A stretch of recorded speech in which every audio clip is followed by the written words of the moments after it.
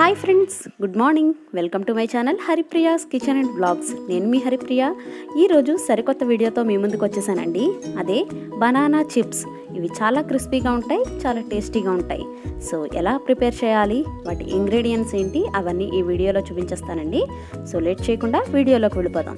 మీరు నా ఛానల్ని కొత్తగా చూస్తున్నారా? చూస్తే కనుక వెంటనే సబ్స్క్రైబ్ చేసుకోండి.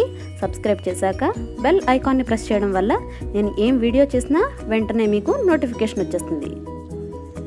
బనానా చిప్స్ కోసం ఇక్కడ నేను 10 అరటికాయలు తీసుకున్నానండి. సో వీటిని ఎలా ప్రిపేర్ చేసుకోవాలో చూపించేస్తాను ఈ వీడియోలో.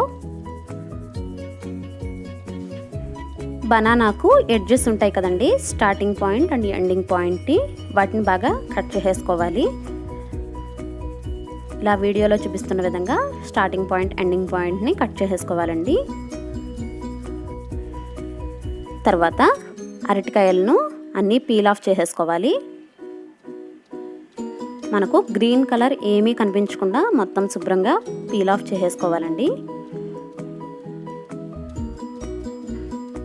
వీడియోలో చూపిస్తున్న విధంగా అన్ని అరటికాయలను ఇలా పీల్ ఆఫ్ చేసేసుకోవాలి.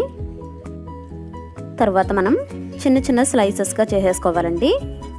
ఇది ఎంత పల్చగా ఉంటే మనకు అంత క్రిస్పీగా వస్తాయి. సో చాలా పల్చగా స్లైసెస్ని చేసుకోవడం మంచిది. మందంగా ఉంటే మనకి అంత క్రిస్పీగా ఉండవండి ఈ బనానా చిప్స్. సో చాలా పల్చగా ఉండే స్లైసర్ని యూజ్ చేయండి. చూసారా ఫ్రెండ్స్, ఇంత పల్చగా మనం అన్ని స్లైసెస్ని చేసేసుకోవాలి. అస్సలు మందం అనేది ఉండకూడదు, చాలా పల్చగా ఉండాలి మనకి. అదేవిధంగా అన్నీ ఈవెన్గా ఇలా స్లైసెస్ చేసేసుకోవాలి. తర్వాత ఒక బౌల్లో వాటర్ తీసుకుని దానిలో 1 స్పూన్ పసుపు, 2 స్పూన్స్ సాల్ట్ యాడ్ చేసుకుని ఒకసారి బాగా మిక్స్ చేసేసుకోవాలి. తర్వాత మనం పసుపు ఉప్పు కలిపిన వాటర్లోకి ఈ బనానా స్లైసెస్ని యాడ్ చేసేసుకోవాలి.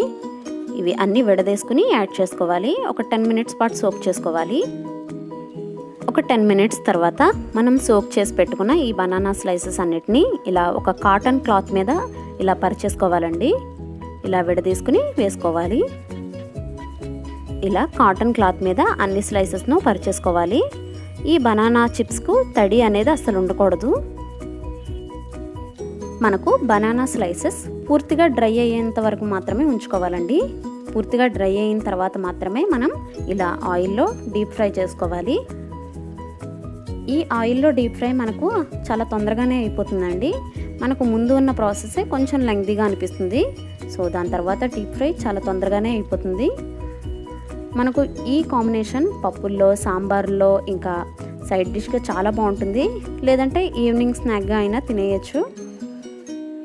సో మీరు కూడా ట్రై చేయండి. మనకు లైట్ గోల్డెన్ కలర్ వచ్చేంత వరకు వీటిని ఫ్రై చేసుకోవాలండి. చూసారా, ఇక్కడ లైట్ గోల్డెన్ కలర్ వచ్చేసాయి. సో వీటిని ఆయిల్ నుంచి సెపరేట్ చేసేసుకుని మనం సర్వింగ్ బౌల్లోకి తీసేసుకోవచ్చు.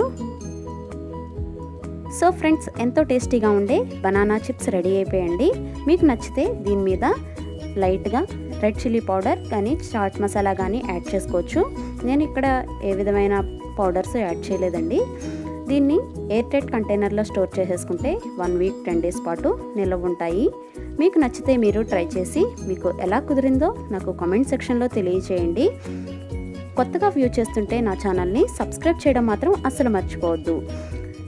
మళ్ళీ సరికొత్త వీడియోతో మరోసారి కలుస్తాను. Thank you so much for watching. Take care. Bye bye.